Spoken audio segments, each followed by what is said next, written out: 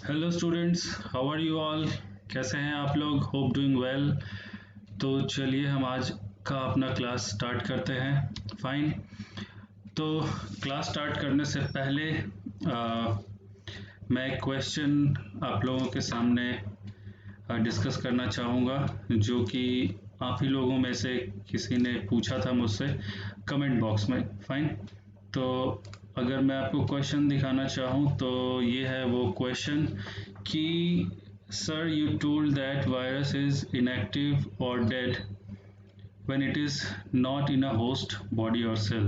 True, but coronavirus is alive or active in air, water, and metal as well as. How is it this possible? Please explain. Fine. तो ये है बच्चों question mister Prince Kumar का। Right. तो देखिए हम लोग थोड़ा सा इसके बारे में डिस्कस करते हैं। राइट। तो वायरस के बारे में बात कहा जा रहा है, ठीक है। तो मैं आपको समझाने की कोशिश करता हूँ। तो देखो ये है एक आप लोग बहुत फेमिलियर होंगे, ठीक है, आपने देखा भी होगा इसको। तो ये है आपका कोरोना वायरस। राइट। तो पहले हम वायरस के बारे में थोड़ा सा जान लेते हैं। वैसे आप अपने हायर क्लासेस में अगर आप 12th में जाएंगे तो वहाँ इसके बारे में थोड़ा डिटेल से और पढ़ना है। फाइन। लेकिन मैं आपको थोड़ा समझाने की कोशिश करता हूँ। देखो वायरस जो वर्ड है, ठीक, इसका अगर आप हिंदी में अगर मतलब समझेंगे तो हिंदी में इसे हम कहते हैं विषाणु। राइट। विषाणु मतलब विष, जहर, पॉइजन। तो वायरस मीन्स पॉइजन, जहर। ठीक है। अब वायरस, इसके स्टडी को हम लोग कहते हैं वायरोलॉजी। ये टर्म याद रखना, study of viruses is called virology. तो वायरोलॉजी एक सब्जेक्ट है, ठीक है, बायोलॉजी का, जिसमें हम वायरस के बारे में पढ़ते हैं। तो अब ये जो वायरस है ये हमारे अर्थ पे हमेशा से थे, ठीक है। यानी कि जब से आप ह्यूमंस जब से इवॉल्व हुए, जब से धरती पे इवॉल्व हुए, उसके बहुत पहले से ही वायरस हमारे अर्थ पे है, हमारे एटमॉस्फेयर पे है। राइट। आज भी हैं, ठीक है, और आने वाले समय में भी ये रहेंगे।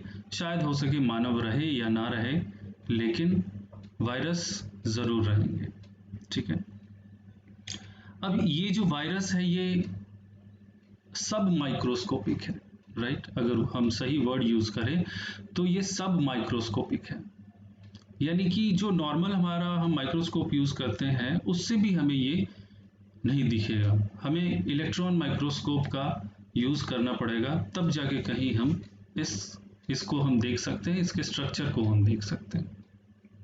फाइन। अब हमने जो बात पढ़ी वो क्या पढ़ी कि ये जो वायरस है ये आउटसाइड द लिविंग सिस्टम, ठीक है, ध्यान से सुनना, आउटसाइड द लिविंग सिस्टम ये डेड रहता है या इनएक्टिव रहता है। फाइन।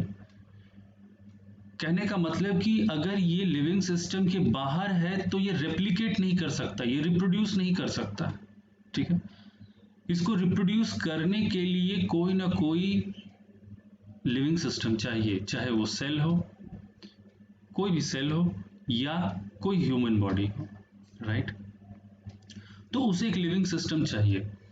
अब जो क्वेश्चन इन्होंने पूछा उसमें ये कहा कि क्या ये जो वायरस है ये आउटसाइड द बॉडी, जैसा कि हमने अभी देखा कि आउटसाइड द बॉडी ये एक्टिव रहता है। फाइन। तो देखो बच्चों अब ये वर्ड का आप मतलब समझो, ठीक। अब जैसे अगर मैं दिखाऊं आपको, मैं कुछ ड्रॉ करके दिखाता हूं।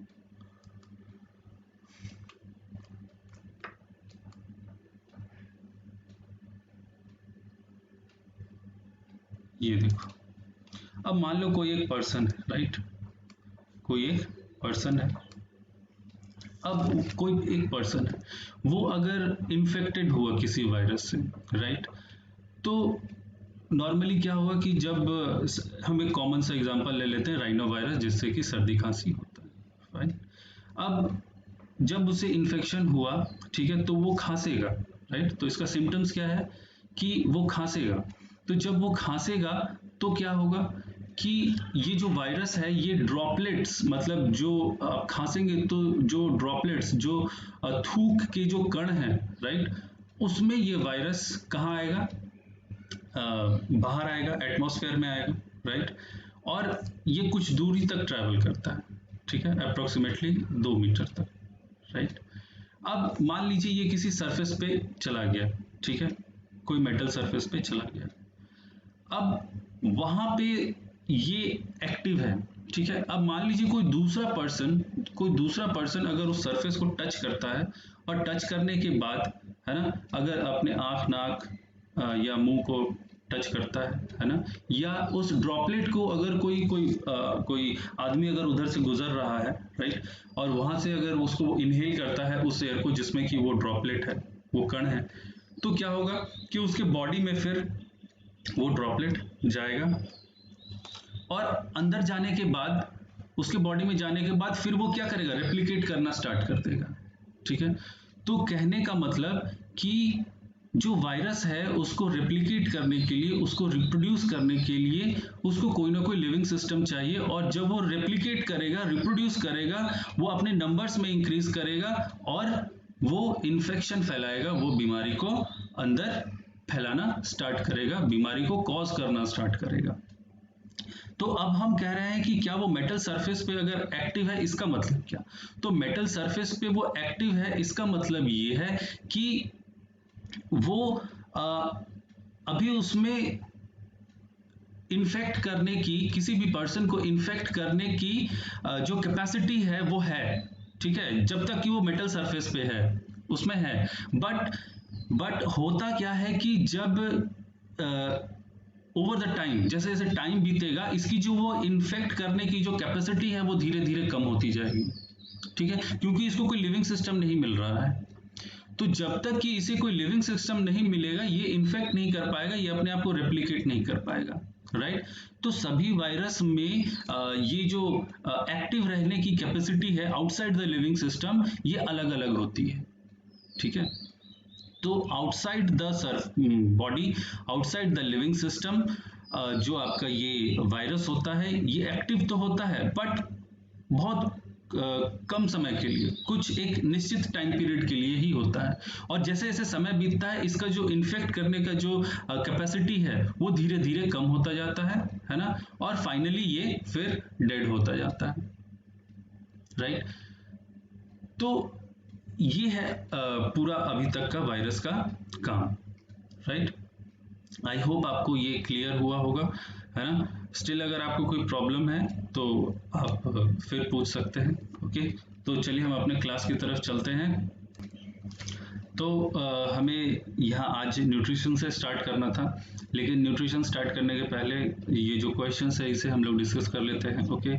सो the first question is why is diffusion insufficient to meet the oxygen requirements of multicellular organisms like humans. तो डिफ्यूजन क्यों आपका इनसफिशिएंट है ना, ऑक्सीजन रिक्वायरमेंट्स को मीट करने के लिए। तो देखो, जैसा कि आप जानते हो कि अगर सिंगल सेलुलर है कोई ऑर्गेनिज्म है लाइक अमीबा, तो उसमें आपका डिफ्यूजन सफिशिएंट है। लेकिन ह्यूमन बॉडी की अगर बात करें तो हमारे में सिंपल डिफ्यूजन से काम नहीं चलता है। क्यों? क्योंकि हमारा जो सिस्टम है वो कॉम्प्लेक्स है ना, और जो हमारे रिक्वायरमेंट्स है ऑक्सीजन की, जो नीड है, जो अमाउंट ऑफ ऑक्सीजन की नीड है वो ज़्यादा है, जो कि सिंपल डिफ्यूजन से नहीं पूरी की जा सकती, राइट। तो हमारे बॉडी को सही तरीके से परफॉर्म करने के लिए, हमारे बॉडी को एक कंप्लीट वे में परफॉर्म करने के लिए सिंपल डिफ्यूजन से काम नहीं चलता। देयर आर अदर प्रोसेस, है ना, जो कि आप आगे पढ़ेंगे, जब आप रेस्पिरेशन पढ़ेंगे तो उसमें आप जानेंगे कि वो और कौन कौन से मैकेनिज्म है जिसके थ्रू हमारे बॉडी का जो ऑक्सीजन रिक्वायरमेंट है वो फुलफिल होता है। सो इसका आंसर यही होगा कि डिफ्यूजन से हमारा काम नहीं चल सकता। क्यों? क्योंकि हमारे बॉडी के रिक्वायरमेंट्स अलग है, हमारा बॉडी का सिस्टम कॉम्प्लेक्स है, तो उसके नीड को फुलफिल करने के लिए हमें सिंपल डिफ्यूजन से हमारा काम नहीं चल सकता। So the next question is what criteria do we use to decide whether something is alive? तो कोई भी चीज़ अलाइव है, आप ये कैसे डिसाइड करते हो? तो जाहिर सी बात है, आप देखते हो कि वो वॉक कर सकता है, वो चल सकता है, सांस ले सकता है ना, ग्रो कर सकता है। तो ये सारे अगर कुछ कैरेक्टर्स आप किसी पर्टिकुलर ऑर्गेनिज्म में पाते हो तो आप कह सकते हो कि ये अलाइव है। ठीक है, लेकिन इससे पहले आप पढ़ चुके हैं कि मूवमेंट, राइट, कि मूवमेंट के बेसिस पे भी आप डिसाइड करते हैं कि वेदर एनीथिंग इज अलाइव और नॉट। सो लेकिन मूवमेंट भी कभी कभी ऐसा होता है कि वो आपके नेकेड आई से विजिबल नहीं होता है। तो फिर फाइनली हम किस पे पहुंचे कि मॉलिक्यूलर मूवमेंट, कि बॉडी के अंदर अगर मॉलिक्यूलर मूवमेंट हो रहा है तो फिर हम उसे कह सकते हैं कि yes, that particular thing is alive. So next question is, what are outside raw materials used for by an organism? तो raw materials हम लोग क्या यूज करते हैं? तो वही जो खाने की चीजें हैं, ठीक है, प्लांट्स से जो हमें प्रोडक्ट्स मिलते हैं, राइट, फ्रूट्स, वेजिटेबल्स, इस तरह की चीजें, उसे हम क्या करते हैं, कंज्यूम करते हैं, है ना। तो वही हमारे लिए क्या है, रॉ मटेरियल है। What processes would you consider essential for maintaining life? Life को मेंटेन करने के लिए कौन कौन से प्रोसेसेस जरूरी है? तो all nutrition, respiration, the transportation, excretion, इसके अलावा और भी हो सकते हैं, लेकिन आप ये इन 4-5 चीज़ों का नाम लिख सकते हैं। फाइन। सो आज हम का टॉपिक हम स्टार्ट करते हैं न्यूट्रिशन। ओके, तो देखो क्या लिखा है। न्यूट्रिशन, व्हेन वी वॉक और ride a bicycle we are using up energy. ठीक है, तो जब भी हम कोई साइकिल चलाते हैं या कोई और काम करते हैं तो उसमें एनर्जी का यूज होता है। Even when we are not doing any apparent activity, energy is needed to maintain a state of order in our body. यहाँ तक कि हम अगर कोई काम नहीं भी कर रहे होते हैं तो भी हमारे बॉडी का जो स्टेट है, जो अवस्था है, उसको मेंटेन करने के लिए भी एनर्जी की रिक्वायरमेंट होती है। We also need materials from outside in order to grow, develop, synthesize protein and other substances needed in the body. तो हम बाहर से भी चीज़ों को लेते हैं, ठीक है, कंज्यूम करते हैं, किस लिए? ताकि हम ग्रो कर सके, डेवलप कर सके, प्रोटीन को सिंथेसाइज कर सके, प्रोटीन को बना सके। इसके अलावा प्रोटीन के अलावा और भी चीज़ें हैं जिन्हें हमारे बॉडी में बनाया जाता है ना। This source of energy and materials is the food we eat. तो ये जो सोर्स ऑफ एनर्जी है, ये फाइनली हमें कहाँ से मिलता है? जो फूड हम खा रहे हैं। Next is, how do living things get their food? तो लिविंग थिंग्स को फूड कहाँ से मिलता है? तो लिविंग थिंग्स को फूड कहाँ से मिलता है? The general requirement of for energy and materials is common in all organism. तो अगर हम सामान्य तौर पे देखें तो सभी जीवों में जो एनर्जी की रिक्वायरमेंट के लिए जो मटेरियल्स की ज़रूरत होती है वो लगभग एक समान है, but it is fulfilled in different ways. लेकिन इसे अलग अलग तरीकों से पूरा किया जाता है। Some organisms use simple food material. कुछ ऑर्गेनिजम्स ऐसे होते हैं जो कि सिंपल फूड मटेरियल का यूज करते हैं, है ना, obtain from inorganic sources in the form of carbon dioxide and water. Like, तो कार्बन डाइऑक्साइड एंड वाटर के बारे में कहा जा रहा है, तो आप समझ सकते हैं कि प्लांट्स के बारे में कहा जा रहा है। These organisms, the autotrophs, include green plants and some bacteria, है ना।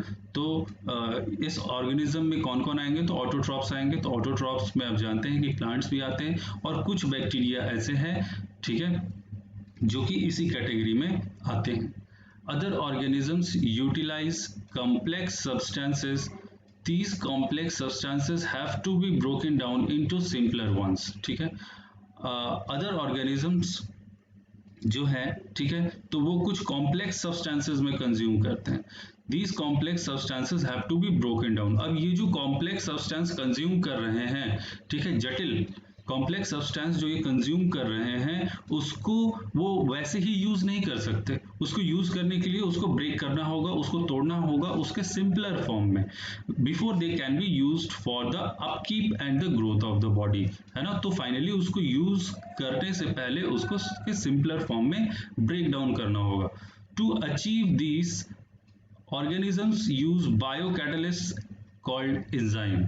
तो अब उसको ब्रेक करने के लिए क्या चाहिए? तो बायोकैटालिस्ट चाहिए, जिन्हें हम एंजाइम्स कहते हैं। तो बच्चों, ये वर्ड आप इसको ध्यान में रखना कि एंजाइम्स के लिए एक और वर्ड यूज हो रहा है जिसे हम कहते हैं क्या, तो biocatalyst. Okay, thus the heterotroph survival depends directly or indirectly on autotrophs. Heterotrophic organisms include animals and fungi। ठीक है, तो हेटरोट्रॉपिक में एनिमल्स और फंजाई को रखा गया है। फाइन, चलो आगे बढ़ते हैं। तो देखो, अब देखो ऑटोट्रॉपिक न्यूट्रिशन के बारे में बताया गया। ठीक, तो इसे समझ लो। वैसे तो आप लोग जानते ही हो, है ना, लेकिन एक बार इसे समझ लो। देखो, autotrophic nutrition, carbon and energy requirements of the autotrophic organism are fulfilled by photosynthesis। ठीक है, तो प्लांट्स में कार्बन और एनर्जी का जो रिक्वायरमेंट है ना, वो फुलफिल किया जाता है किस प्रोसेस के द्वारा, फोटोसिंथेसिस के द्वारा।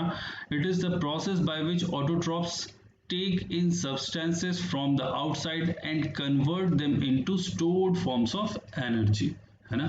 तो इस प्रोसेस में होता क्या है कि जो ऑटोट्रॉप्स होते हैं वो आउटसाइड से, ठीक है, यानी कि एनवायरमेंट से जो भी उनके रिसोर्सेज है उसको लेते हैं, है ना, और उसको कन्वर्ट करते हैं किस में, स्टोर्ड फॉर्म ऑफ एनर्जी में।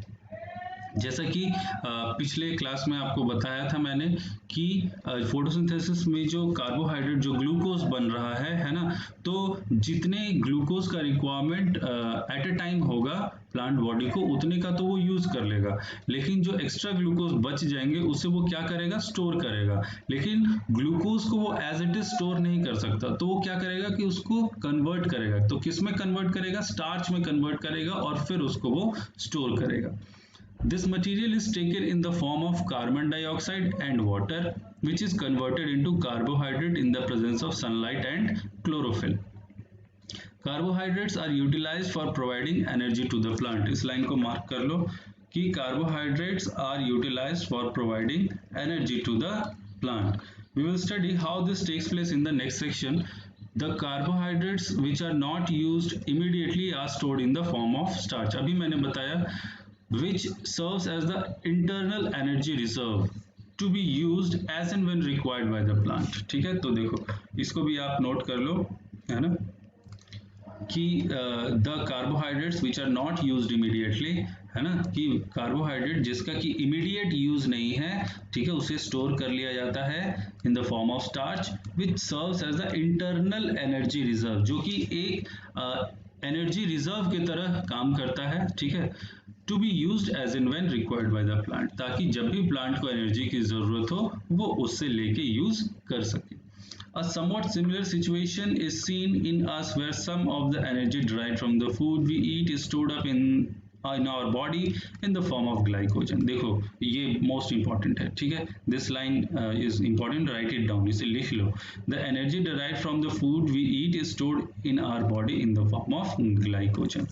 तो इससे मैं थोड़ा समझा देता हूँ। तो हमारे बॉडी में भी कुछ इसी तरह का एक्टिविटी होता है। होता क्या है कि हमें ग्लूकोज की रिक्वायरमेंट होती है एनर्जी के लिए, राइट।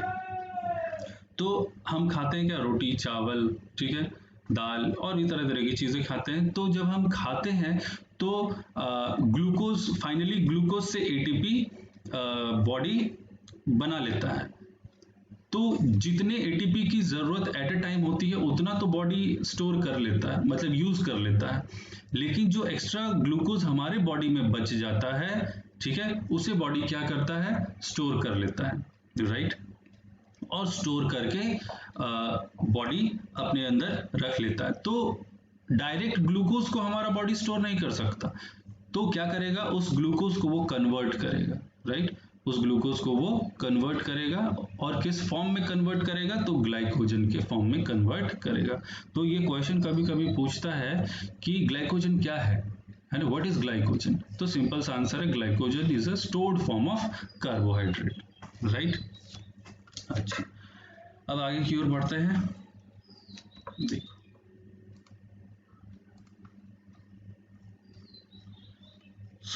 ये इक्वेशन है, ठीक है, बहुत इंपॉर्टेंट है, इसे मार्क कर लो, इसको प्रैक्टिस करना है ना। ये तो हम लोग डिस्कस कर ही चुके हैं, ठीक है। आगे बढ़ते हैं।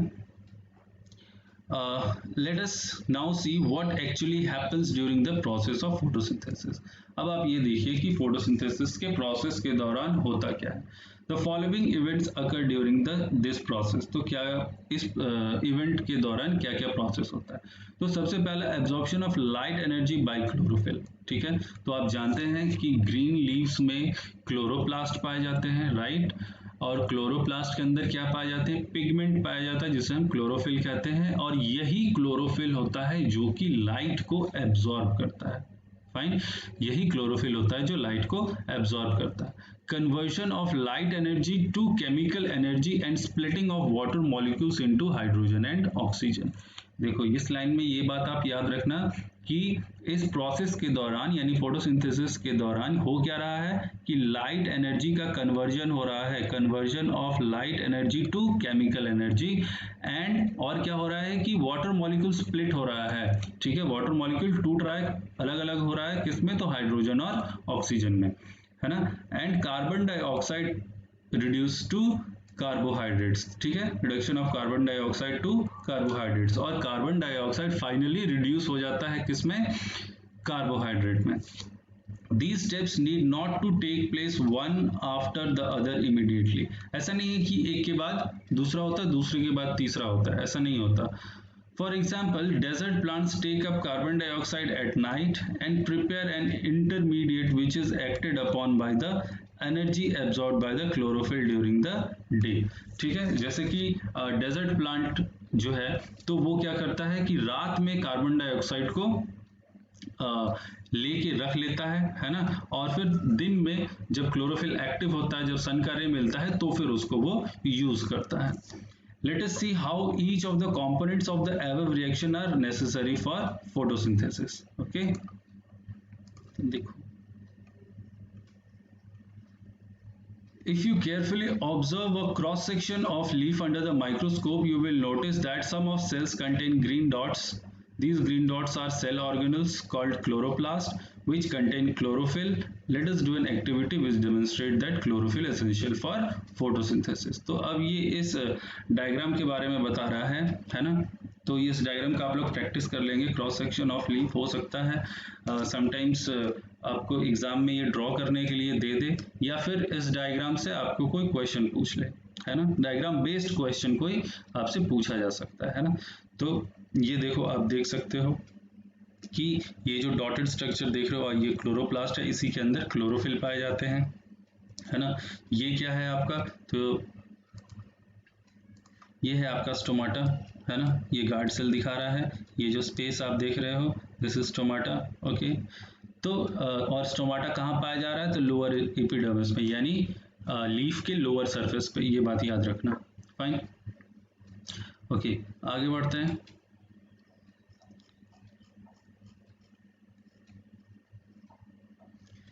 Now let us study how the plant obtains carbon dioxide. ठीक है, अब देखो कार्बन डाइऑक्साइड के बारे में जानना है कि कार्बन डाइऑक्साइड कैसे लेते हैं प्लांट्स। तो in class 9th we had talk about stomata. अब 9th क्लास में आप स्टोमेटा के बारे में पढ़ चुके हैं, which are tiny pores present on the surface of the leaves, ठीक है। Massive amounts of gaseous exchange takes place in the leaves through this pores for the purpose of photosynthesis, but it is important to note here that exchange of gases occurs across the surface of stem, roots and leaves as well, ठीक है। इस line को आप note down कर लो कि exchange of gases, ठीक है, exchange of gases occurs across the surface of the stem, roots and leaves as well. तो पूरे प्लांट से आपके gaseous exchange होते हैं. Since large amount of water can also be lost through these stomata, the plant close these pores when it does not need carbon dioxide for photosynthesis. तो ये जो opening है stomata का, इसे प्लांट अपनी जरूरत के हिसाब से ओपन और क्लोज कर सकता है ना। जब उसे जरूरत होगा कार्बन डाइऑक्साइड का तो वो ओपन हो जाएगा, जब जरूरत नहीं होगा तो वो बंद हो जाएगा। The opening and closing of the pore is a function of the guard cell, ठीक है, जिसमें कि गार्ड सेल इसे हेल्प करता है ओपन और क्लोज होने में। The guard cell swell when water flows into them causing the stomatal pore to open. Similarly the pore closes if the guard shell shrink। ठीक है, तो ये था आपका आज का क्लास। नेक्स्ट सेशन में हम देखेंगे, अगले क्लास में हम देखेंगे, आगे बढ़ेंगे। ओके, यहाँ से हम स्टार्ट करेंगे। Fine, thank you so much, God bless you all.